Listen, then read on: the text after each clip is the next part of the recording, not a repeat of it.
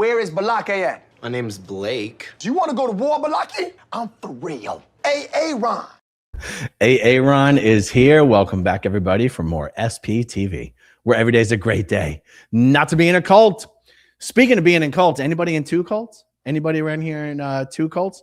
How about Nation of Islam and the Church of Scientology for you? How about them cults? Guys, I've talked about this on my channel every now and then over the last few years because the partnership between Scientology and the Nation of Islam, in other words, the partnership between Louis Farrakhan and L. Ron Hubbard, or should we say Louis Farrakhan and David Miscavige, is one of the craziest things about Scientology that I don't think has gotten enough attention in the press.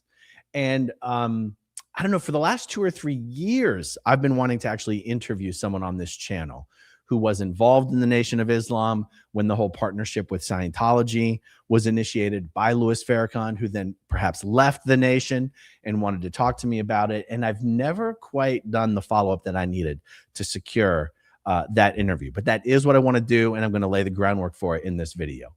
We today are visiting, once again, our good friend of the channel, Tampa Brad, everybody. You know him. You love him. One of you even sent me a mug with his face on it. Tampa Brad, baby. Tampa Brad, good old guy who joined Scientology during the COVID lockdowns, joined Scientology because he was so inspired by Grant Cardone. Brad saw Grant Cardone on the internet, wanted to be more like Grant Cardone, found out that Grant Cardone was a big-time Scientologist, and he said, by golly, if Scientology is good enough for fake internet billionaire Grant Cardone, it's good enough for me. So then Brad and his porn star girlfriend got into Scientology while they were juggling their Scientology career and their adult video, adult video content creator careers, juggling these things. How do we make it work? How do we make it work? So because Brad documented his role into Scientology on the internet, we just fell in love with Brad. Okay. He then took over his stepfather's construction company called Home Love Construction. Brad then started promoting Scientology and his family business on the same channel. Bless his heart. You got to love the fella. Okay. Brad has launched what really is the only Scientology podcast in the world. Okay. Scientology was going to launch a Scientology podcast. They seem to have pulled the plug on that, realizing what a disaster and a debacle that would be for Scientology. But bless his heart, Tampa Brad just pushed right on forward. And this is going to be our intro into the topic of Scientology and the Nation of Islam. So since I am going to be reacting to one of Brad's videos, interviewing a Scientologist Nation of Islam member, let's plug the channel. Don't say I never did nothing for you, Brad. Don't say I never did nothing for you. Okay, his name of his podcast is Don't Do Nothing. That's right, folks. It is Don't Do Nothing. Not very many subscribers for being the only Scientology podcast in the world, but who are we to criticize? Okay, so Brad and his partner Aaron, yes, his partner's name really is Aaron, his partner on the podcast at least, interview a Scientologist and member of the Nation of Islam, Naira Muhammad, who has done a crap load of Scientology. And so, let's just jump right into it, you guys. I'm going to let Sister Naira explain in her own words how she got into Scientology, what Louis Farrakhan's role was in that, and how in the world you can be a member of the Nation of Islam, a follower of Louis Farrakhan and the Honorable Prophet Elijah Muhammad and Allah, and be a follower of L. Ron Hubbard and Scientology. It boggles the mind. Let's start with this clip, guys. Here we go. What are like the goals of the Nation of Islam in terms of like a new civilization, like the kingdom on earth that the nation is aiming to build and that you're contributing to? Mm-hmm. So the Honorable Minister Louis Farrakhan says a strong family is the foundation for a great nation. Yeah. So to bring the family unit back together, to have the structure, in the Bible, 1 Corinthians chapter 11, there's a structure. Most people don't know that, or maybe they don't honor it or whatever. So you have God, man, woman, children, right?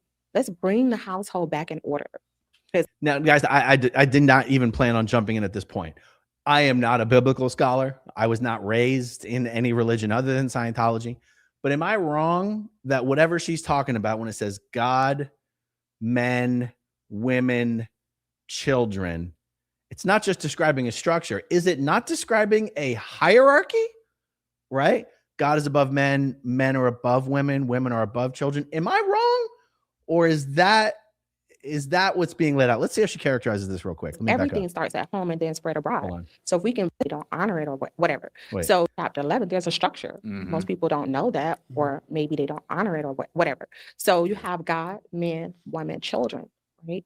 Let's bring the household back in order, because everything starts at home and then Doesn't bringing the household back in order in this context mean the women just listens to the men? Isn't that what it means? spread abroad. So if we can perfect the household, then we can go and build communities. And That sounds like a household I could get behind. The woman just listens? No back talk? No, I'm just kidding. But here's the thing. Because the Scientologists who are doing the interviewing here, and don't get me wrong, Naira is herself a Scientologist, but the Scientologists who are doing the interviewing you're gonna see a theme. They're constantly trying to act like, oh my God, the messages and the goals and the purpose of the Nation of Islam are so on the same page as Scientology. And it's like, that doesn't have anything to do with Scientology, but they're going to pretend like it does here in a second. countries and those things. So the goal is to get the man to stand back up and get the woman to stand up and bring that family unit back together and give these three basic principles: knowledge of self, knowledge of God, and the knowledge of others. Okay, I'm going to make a note. Knowledge of, I'm going to write that down. Self, God, and others. We're going to put a pin in that. We're going to revisit that in a second. Wow. Wow. That's great. You know, as you're talking, there's like so many, I want to keep going on your story because it's so good, but there's so many parallels between what the nation, what the Nation of Islam is about and what Scientology is about. I'm like, this is like, Absolutely. it's eerily similar. Absolutely. Right? Absolutely. Eerily similar. We need to bring the household back together by getting the hierarchy back in order, where men are at the top, and then underneath that we have the women who don't talk back, they just do what they're told. And then underneath the women we've got the children. And what does this have to do with Scientology? Prepare for how Brad is going to try to equate knowledge of self, knowledge of others, and knowledge of God to a Scientology principle. I'm just like everything you're saying. I'm like, okay, like literally like 3 universes. There's the physical universe, your universe, and the other guy's universe. Absolutely.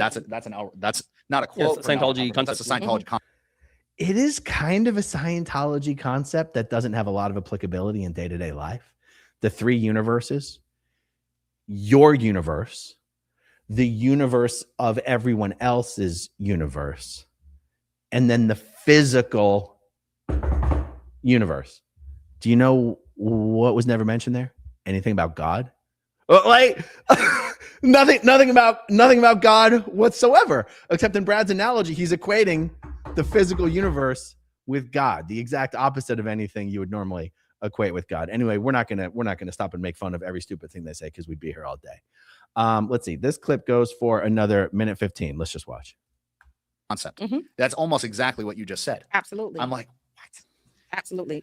And that's why I love the teachings and the technology. Minister Farrakhan actually said the supreme wisdom, which is a technology of the nation, and the supreme technology, the same supreme wisdom and the supreme technology, that he was going to marry the two together. Wow. Oh, wow. Right? The Nation of Islam and the Church of Scientology together. Yeah. Right? So we're allies of one another. Yeah. And as a student follower of the Honorable Minister Louis Farrakhan and studying the technology of L. Ron Hubbard, Mr. L. Ron Hubbard, I find the parallels.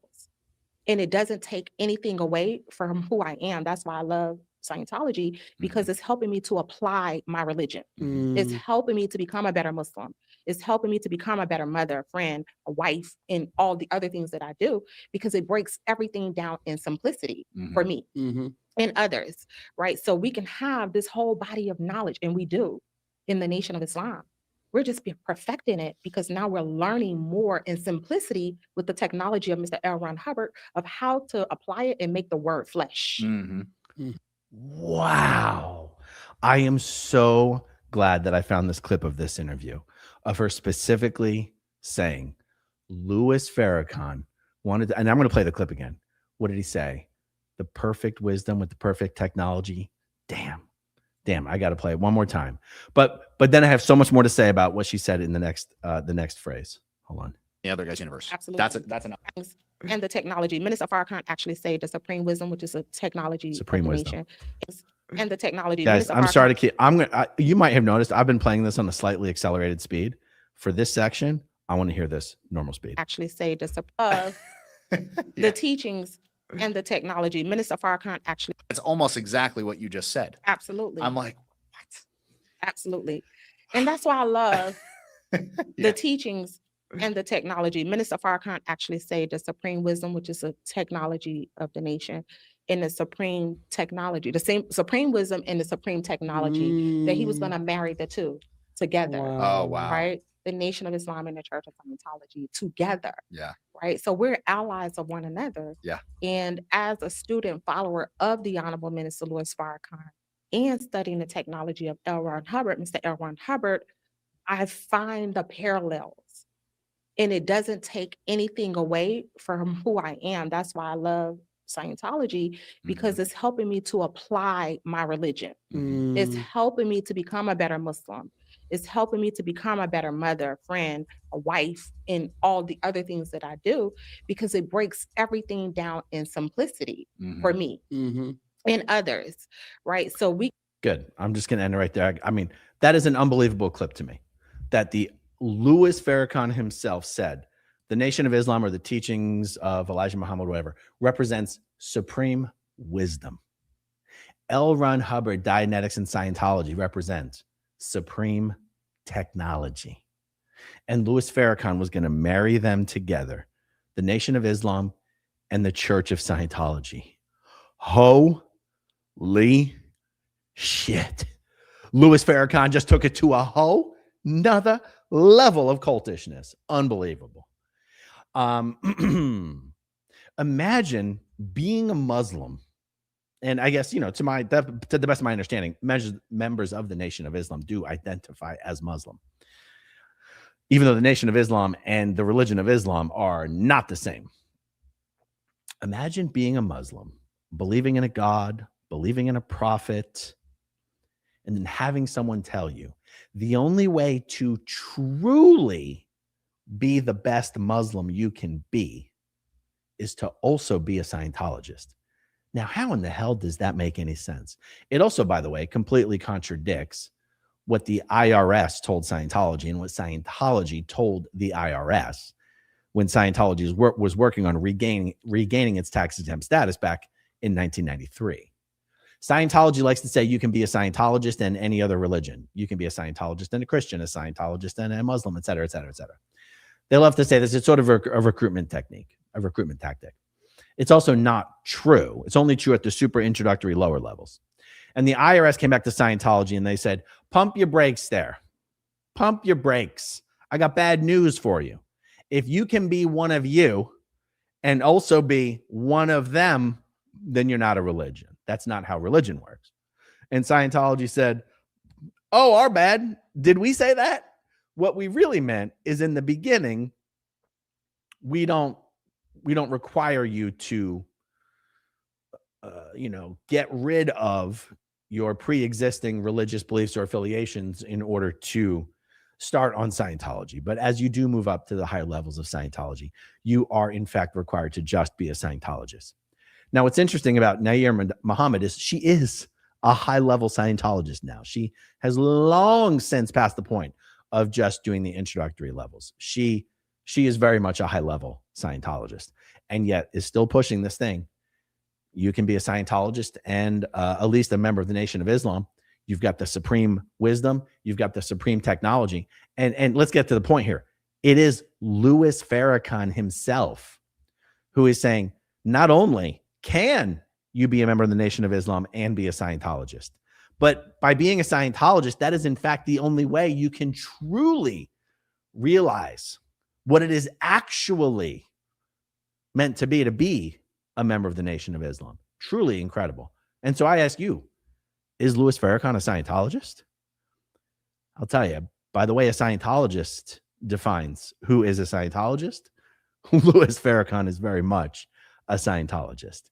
I would say that Louis Farrakhan has introduced more people to Scientology than Tom Cruise. Okay. I argue that Louis Farrakhan is absolutely a Scientologist. Okay, let's jump to the 24-minute mark. And this is how Nair Muhammad explains how she got into Scientology. And spoiler alert, it was not her choice. She was told by Louis Farrakhan, this is what they had to do. All right, let's check this out. How did it start that you got introduced to the technology of Dianetics, Scientology? This you're in the nation, you have no idea what that. I guess maybe you don't know what that stuff is, and how does that connect? How did this all happen? Okay, so here's the journey. So the Honorable Minister Louis Farrakhan, back in 2010, May, he called all of his laborers, and at that time I was in the executive position of student MGT captain, which means Muslim Girls Training in General Civilization class. He called us all to Chicago, and he rolled out this whole thing about Dianetics.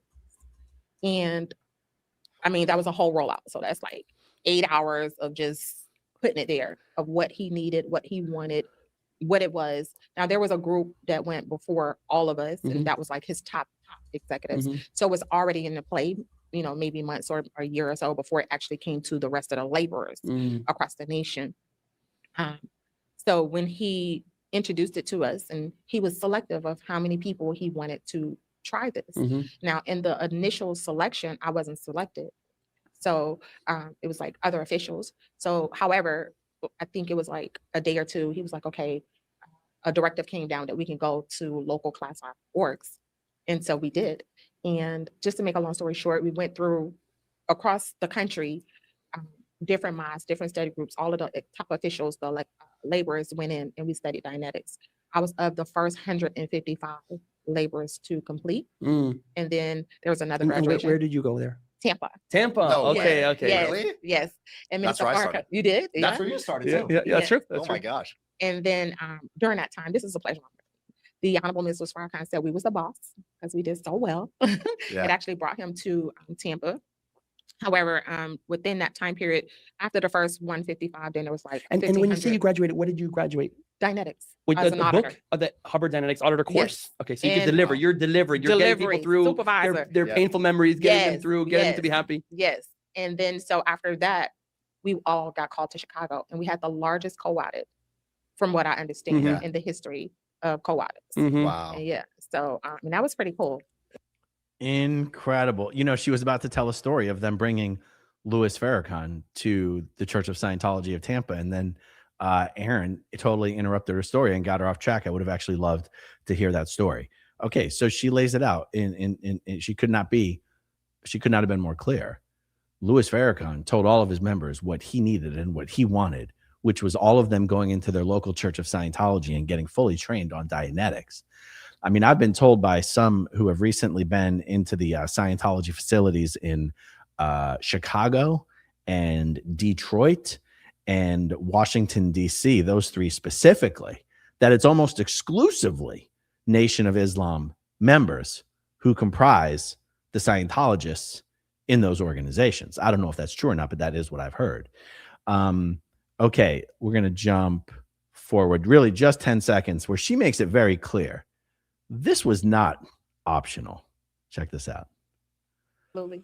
But could you walk me through? So you get called in and you say, hey, well, actually, you can go. Is it you can go or You like can. Hey, Yeah, you can go. It's a choice. So you can check this out and see what you think. And when this would happen, what was going through your mind at that time? Well, let's just say this.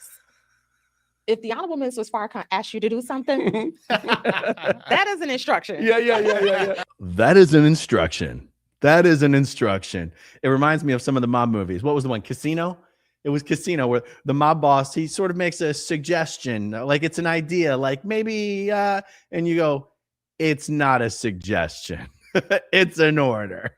I mean, yes, there's no compulsion, Yes. but if the Honorable Minister Louis Farrakhan asks you to do something, then you do it, right? Yes. So that's respect for him in our way.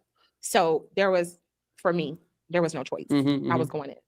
Okay, so I was going in and I went in under obedience. Mhm. I didn't know that I was going to handle a 10-year Oops, sorry. grief ruin. Mm, I didn't know that I was going to handle a 10-year grief ruin mm, that I had. Wow. I'm a daddy's girl. Okay, now she goes on to explain the loss of her father when she was young and how there was some emotional turmoil connected with that. Fast forward to ways in which that affected her life, and then fast forward to ways in which she felt Dianetics alleviated some of that emotional and mental pain and some of the effects that had on her. I'm only skipping it because there's no point in rehashing her whole story for the purposes of this video. But it is interesting because the truth is, back in the 50s when Dianetics first came out, Dianetics was a very, very successful seller. Dianetics groups sprung up all over the country. And whatever it is, and I don't claim to know what it is, and I don't really care. Whatever it is about the simple sort of counseling, reverie, memory therapy type procedure that exists in Dianetics to kind of relive moments of pain and consciousness of the past, go through the incident over and over and over again. One of the things that allowed Dianetics to grow so quickly in the 50s and for Scientology to continue to grow through the 60s and the 70s is that at the lower levels, and Dianetics is the very lowest level, at the lower levels, there's enough there to keep people hooked and interested and coming back. And Dianetics was really the first thing that got all of this kickstarted back in the 50s. And so, it's not crazy to me that she tells this story of doing a Dianetics auditing session and feeling all this emotional relief. That is very common for what people experience when sitting down and doing the Dianetics procedure for the first time. And, I guess if history could be rewritten, and Dianetics was just Dianetics, and it was just some procedure that people could twin up on and feel a little bit better about some stuff some of the time for $10, perhaps none of this would be so scandalous. But the fact is, Dianetics is really now Scientology, and it is now an oppressive, family-destroying cult. And I guess what I'm saying is, it doesn't shock me in the least that she felt emotional relief from doing the Dianetics procedure on what was to her one of the most traumatic incidents in her life. That is, in fact, what people in Scientology expect to have happen when someone's doing Dianetics for the first time. Okay, let's see. The next timestamp. Well, okay, let's jump forward to 32 minutes. Let's see what she has to say here. Because I think what she's about to talk about, how she herself personally got onto Louis Farrakhan's radar because she was so compliant and listened and followed orders and did what she was told. So let's take a look at it. All I knew is I needed to be present for my children. So I didn't want to be laid up in the bed and taking pills. And trust me, there was enough things prescribed, but I just had this awareness like, no, I'm not going to do that. Yeah. So I was always looking for alternative solutions like massage therapy and, all of these things. And I received some relief, but this took it completely away. Yeah. Wow. So amazing. That's how I got on day one. Oh, day one. And that is what Minister Farrakhan brought me in because of what I was doing with Dianetics. And he said to me, because of your obedience, you found what I found. Wow. Oh, wow. And this was like years later, I didn't even know I was on his radar, but the work caught his attention. Wow. So he was looking to see who would really boom, take it and do something with it. Well, I don't know what he was looking for. All I know is I showed up. Yeah. All right, fine. Next timestamp I have, the co-host here, Aaron, asks Naira, what is the difference between the Nation of Islam and Islam? Now, her answer only goes on for about 2 minutes. I got to tell you guys, I've listened to this twice so far. I still don't know what the hell her answer means, but I wanted to play it with you so you could just hear a member of the Nation of Islam herself trying to answer this question. Maybe it makes more sense to you guys than it does to me. Islam and then Nation of Islam, like what is the relationship? So the Quran has been used for a very, very long time. It's one of the oldest books that we know of in humankind, as far as I know. What is the relationship there? Well, Islam is Islam. It's the universal truth, the universal principles, right? 5 guiding principles that And no matter what type of Muslim you are going to live by those, right? And then No matter what type of Muslim you are? culturally, that's what makes the difference, right? Mhm. Because you have the Islam in the East, and we are taught Islam in the West, Now, I'm familiar with like the Sunnis and the Shias, right? I don't know about this East and West shit. That sounds like some Crips and some blood stuff. right? And in the Nation of Islam, our founder, who, by the way, is half black and half white, Mhm. right? But he pulled us out to put us off, to teach us the knowledge of ourselves, because our history was wiped out. We didn't know. Guys, here's the phrase that I keep tripping over. Let me replay it. Right? But he pulled us out to put us off, to teach us the knowledge of ourselves. He pulled us out to push us off to teach us the knowledge of ourselves. And when she says of ourselves, I can only interpret to be Black Americans. One more time, guys. Who, by the way, is half black and half white, Mhm. right? But he pulled us out to put us off, to teach us the knowledge of ourselves, because our history was wiped out. We didn't know who we were. We didn't know our language, our culture, our religion. We didn't have those things because of our sojourn here in the wilderness of North America. Okay, she's talking about because we are Black Americans post, Atlantic slave trade Black Americans, and we don't know our history. We don't know. Anyway, I'm hearing the words, but anyway, let's keep going. Here, right? How we was made into slaves and all these things. So we was in servitude to others. So he pulled us aside and began to retrain us. You are not someone lesser. Mhm. You are a God. Mhm. You are a man. You're a god? That's what they teach in the Nation of Islam. You are a god, because that's got a lot to do with a lot of similarity to Scientology. Not someone lesser. Mhm. You are a God. Mhm. You are a man. You are a woman, right? So he began to teach us the love for self. He began to teach us how to go back into the homes and all of the things that we learned. How to go back into the homes? Does that mean like from the fields? Like that's the only way her words make sense to me, right? That the message was basically, you're not a second class citizen. You're not chattel. You're not property. You are yourself. You are equal to everyone. And in fact, you're a god. That's what I'm hearing. So what is the difference? It's culture. Mm. It's not the principles. It's the culture. She literally said all those words. And she says, really, the only difference between the Nation of Islam and regular Islam is the culture. What the hell does that mean? She's just as bad about answering questions about the Nation of Islam as Scientologists are about answering questions about Scientology. Okay, she goes on to explain how the members used to take the last name X, but now they take the last name Muhammad. And she talks about Louis Farrakhan and Elijah Muhammad and stuff like that. I want to fast forward to Brad hitting us with some hot knowledge, some hot cream, if you will, about Scientology's third party law, because I have some thoughts on this. So after Nair Muhammad starts explaining the difference or the lack of a difference between the NOI and Islam, Brad's like sitting over there like, it seems like, anyway, let's let Brad talk for himself. Here we go. Then is through the Savior, Master Farrakhan Muhammad, the Most Honorable Elijah Muhammad, and now Minister Farrakhan gives you a righteous name.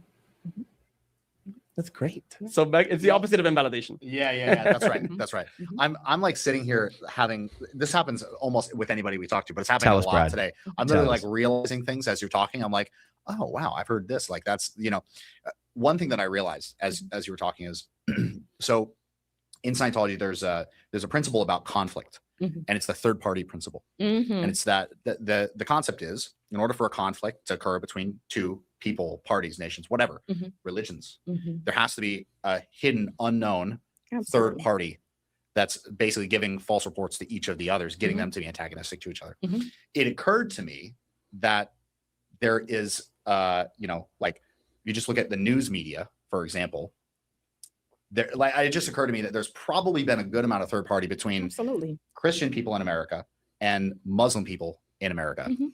And really it goes for all faiths, but there's kind of actually just a third party between all of the different faiths that's just getting them all to be like at each other on social media and in all these different places, when in reality, Wow.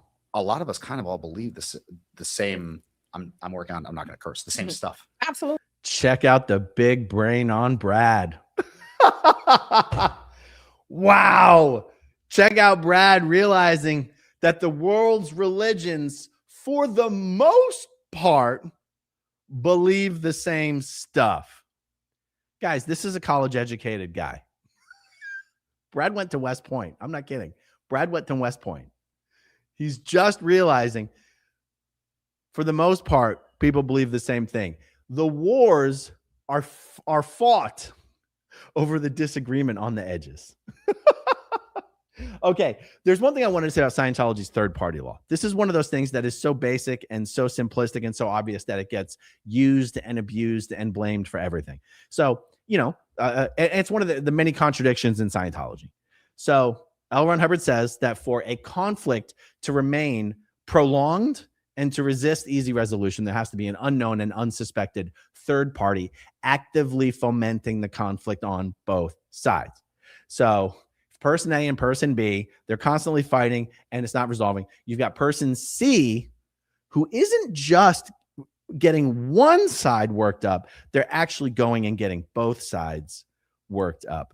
It's very simplistic. Scientologists like to believe and sometimes act like this is like a universal thing, that if it were not but for a third party, there would be no conflict in the Middle East.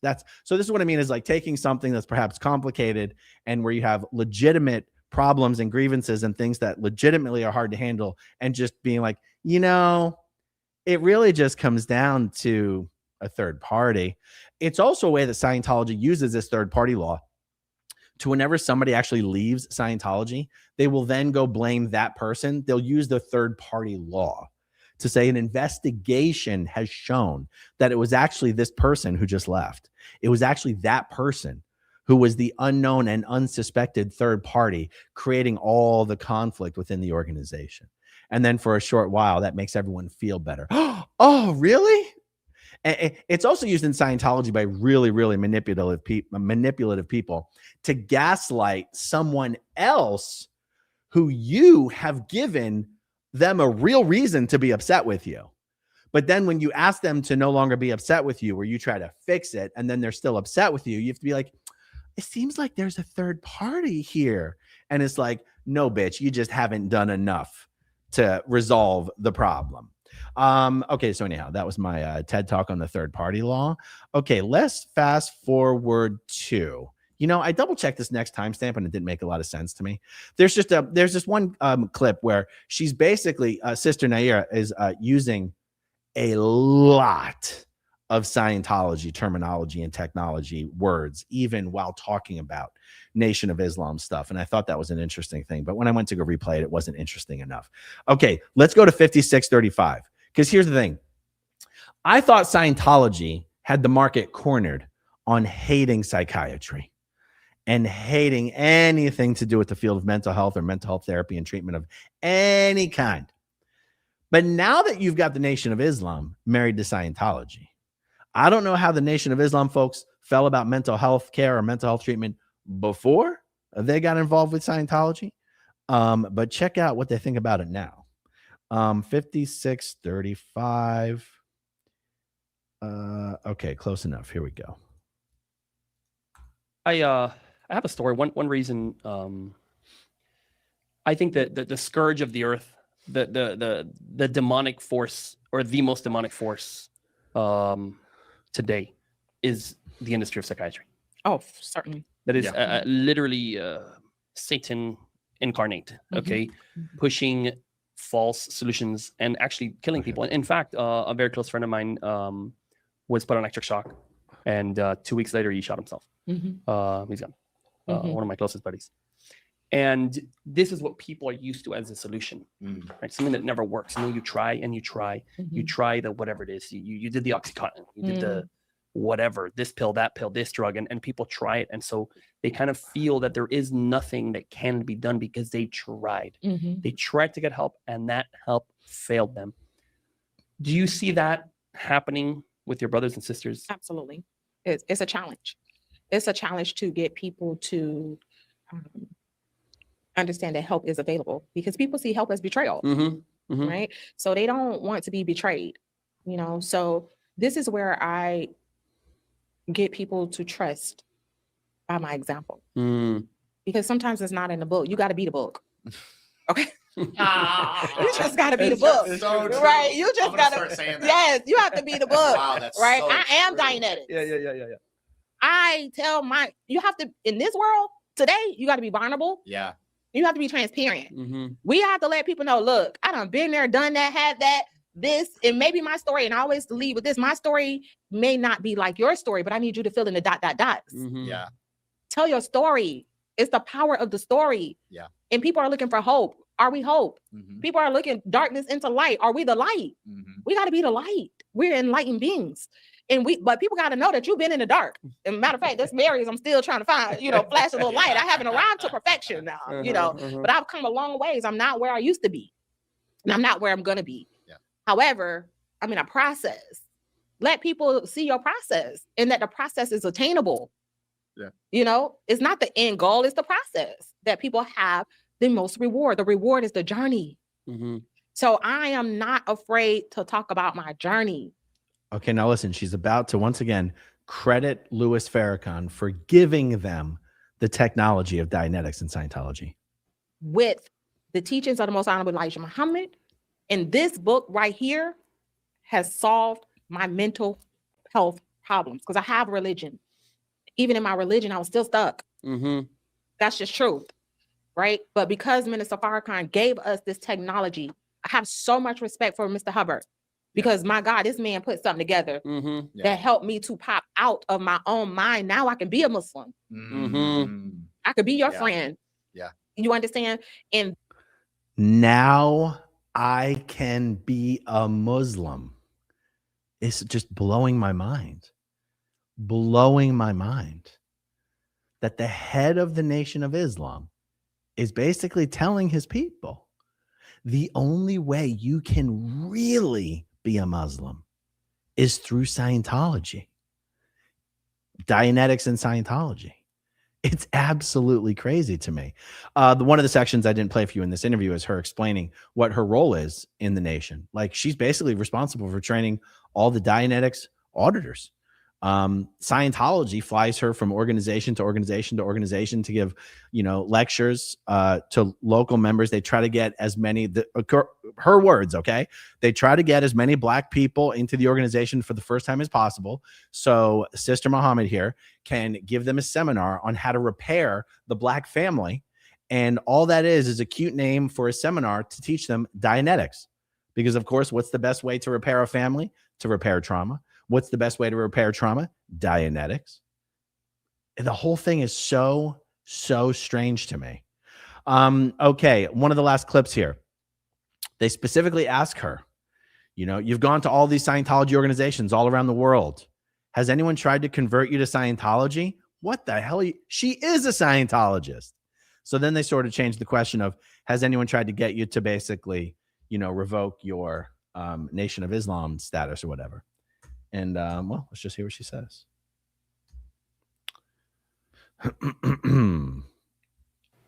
It's brilliant. You're being the Sending book. it, being the yeah, book. I'm the book. So, and for in the church, I mean, you've been to many churches of Scientology, right? Here, Mhm. Tampa, Flag, a Places. lot of places around the U.S. and I don't know And if some about international. some international. Mhm. Has anybody at all, any Scientologist, any book, Mr. Hubbard, anyone, tried to convert you or leave your religion? Oh, Muslim? no. And I love that this is non-denominational, Mhm. because I don't think I would have participated if I would have had to drop my headpiece Yeah. and do something different. I think she said if I would have had to drop my headpiece. So no, I learned actually this in Scientology, and that's how to grant beingness, Mhm. how to grant life and not, enforce things on people.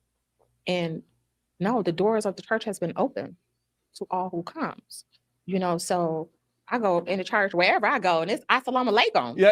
It's like, wa alaikum salam, Yeah, which means peace be unto you. I'm greeted with peace by the people in the Church of Scientology. I can say assalamu alaikum, salam as well. It doesn't make me a damn member of the Nation of Islam or a Muslim. But let me show you something, guys. Naira Muhammad is a full-blown Scientologist, okay? Here's some of the list of Scientology services that she has completed. By the way, I know she mentioned that she first got started at Tampa. Every single Scientology course and auditing action that you see here is not Tampa. It is done at the Flag land base in Clearwater, Florida. She has attested to the state of clear. She has done superpower. She has done all of her auditor training up through Academy Level 4. That's as much auditor training as I did in Scientology. She did her L rundowns. Those are the incredibly expensive special auditing action that can only be done here in Clearwater, Florida, or on the ship. She did the cause resurgence rundown, where you run around the light beam for 5 hours a day for 3 weeks until you realize you can create energy at will. She's a full-blown Scientologist. And this interviewer over here, who knows that, has the balls to ask her, has anyone asked you to convert? You've conversion complete. I mean, I believe Nair Muhammad is more of a Scientologist than she is a Muslim. I think at this point, the act is that she's still a member of the Nation of Islam. That's the act. Why would she want to keep up that act? Because every single person, Nair Muhammad, gets into Scientology. She gets a commission. She gets an override for the rest of that person's life in Scientology. As long as Sister Muhammad stays connected to that person, continues to be like their Scientology mentor, their Scientology coach, they call it a field staff member, or an FSM in Scientology is what they call it. You get a 10% commission for every dollar that person spends on Scientology or donates to Scientology for the rest of their life.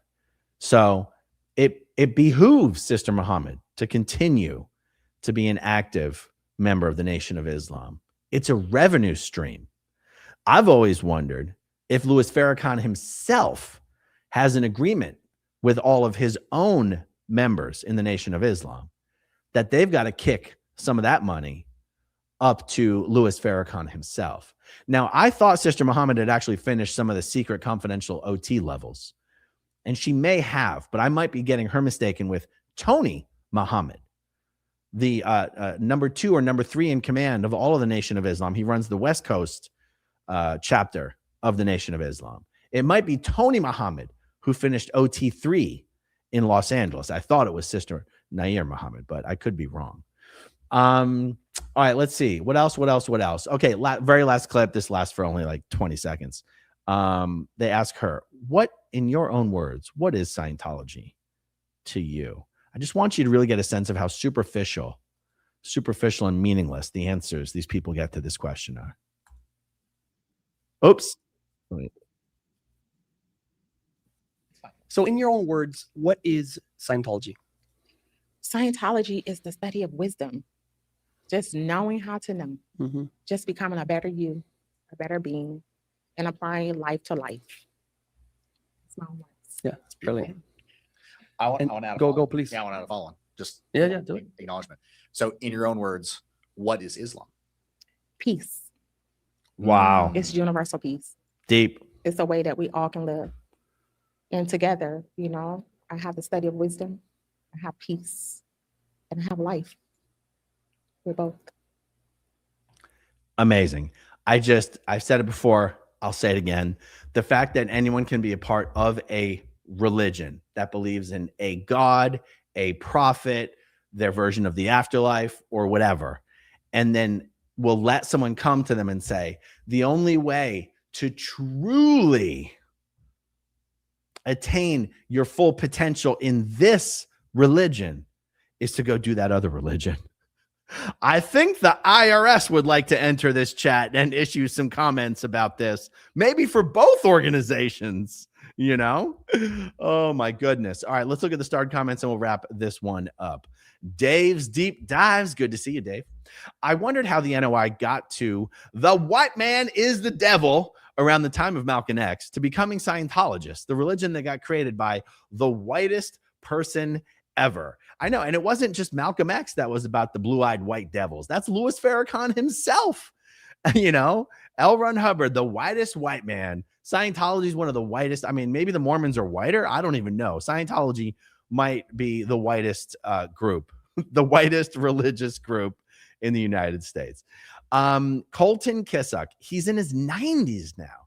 Maybe he's senile. Wow, is he really? Fat Hipster, good to see you. His Facebook shorts are cringe and show that he isn't even good at his construction business. Oh, yeah, you're talking about Brad. I was like, Louis Farrakhan's got a construction business. Okay, a cat named M. That sounds like the umbrella of authority of the Duggar family nonsense. Samantha Clark, you've got to be kidding me that they're talking about bringing a family unit back together. Exactly. Reality is here. Does Scientology now believe in Yakub and that whites were created by Yakub to be devils and make life hell for black people? That's right. Scientologists have no idea what the Nation of Islam members are really taught by Louis Farrakhan. C.O. Bilf, the highly irritating nonsense spectrum isn't a line. It's a circle. C.O. Bilf, aren't the physical universe and God separate dynamics? Indeed. Itchy Things, it's so cringe when he acts as though this is also profound when it's really sending equality back in a time warp to the Dark Ages. That's a very good point. Nocturnal Wolf, does Scientology now believe in Yakub and that whites are evil? Ben Bacon Bits, the mental gymnastics or something. Clearwater 666, I need a magic carpet to fly out of Clearwater away from these deranged nuts. Northern Girl, Hubbaracon. Oh, Hubbaracon. Hubbaracon. Oh, Farrakhan. Hubbaracon. There you go. Jennings Carpenter, L. Ron Hoyabembe was a Muslim. That's right. C.O. Belf, what is Brad's co-host's full name? I don't know right off the top of my head. I could easily find out, though, but I don't know right now. Itchy Things, my pearls. A cult leader made her join another cult. Northern Girl. So does Louis Farrakhan defer to a little Davy in all decisions then? What if Davy doesn't like something the Nation of Islam is doing? This is an example of one of the questions that I want to ask a person who used to be in the Nation of Islam and then left because of all the Scientology stuff, because this was a huge deal back in, well, she said it was 2010, right? She said back in May 2010 is when she and her group were called and told what they needed to do. But that before then, they weren't the first group. So guys, it's been like 16 years now. And, you know, with all the white devil Yakub stuff, you know, when Louis Farrakhan came along and told all of his people, you now have to go do all the white man stuff, all the white man Dianetics stuff. There was a lot of people that were like, the fuck I do? What? So anyway, I do want to find some folks that were around at that time in the NOI and then left to talk to me about it. So just wanted to lay the groundwork here by covering some of the info, and then we'll do a bunch of follow-ups. Samantha Clark, what is Farrakhan getting out of this? It has to be a lot. Adam Carmona, the NOI believes that their founder is God incarnate. That makes them totally heretical by Orthodox Muslim standards. Definite trouble source. Erica, Tampa Brad has come a long way since. Did you know?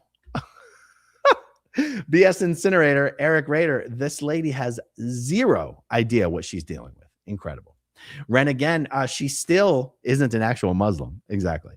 Deplorable Duck, Lauren Todd. What is the Nation of Islam going to do when their members have to shift their tithing to Scientology? Got to have that cheese. All right, guys, there you go. I might do more later this evening. We'll see if I can get around to it. But even if I don't, thank you so much for hanging out with me, guys. And I'll talk to you soon. Okay, if you want to see my rock and roll songs, click right on this guitar. And if you want to see a different one of my videos,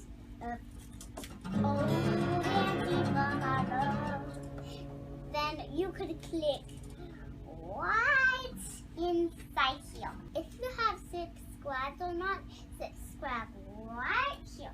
Bye.